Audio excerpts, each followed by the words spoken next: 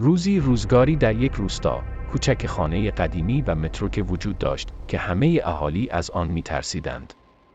این خانه به خانه سیاهی معروف بود و داستان‌ها و افسانه‌های ترسناکی درباره‌اش روایت می‌شد. می‌گفتند که در این خانه روح زنی هنوز زندگی می‌کند که سالها پیش به طرز عجیبی ناپدید شده بود. یک شب گروهی از جوانان تصمیم گرفتند تا راز این خانه را کشف کنند. آنها با چراغ قوه و دوربین به خانه رفتند.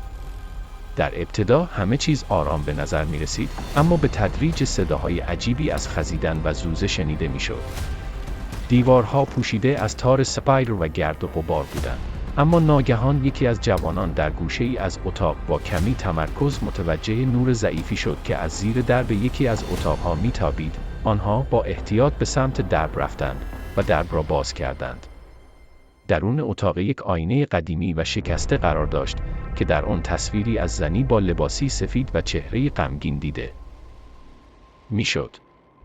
وقتی یکی از جوانان به آینه نزدیک شد، ناگهان تصویر زن به او زل زد و چهرهش به شکل ترسناکی تغییر کرد.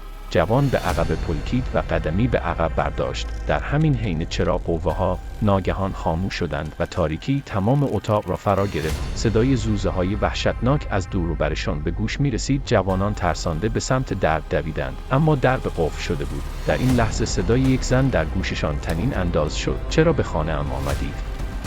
با هر کلمه‌ای که از زبان زن خارج می‌شد، اتاق به تدریج گرم و گرمتر می‌شد. جوانان به دنبال راه فراری بودند، اما هر فکری که می‌کردند بیفایده بود. ناگهان زن از آینه خارج شد و با چشمان پر از اشک به آنها نگاه کرد.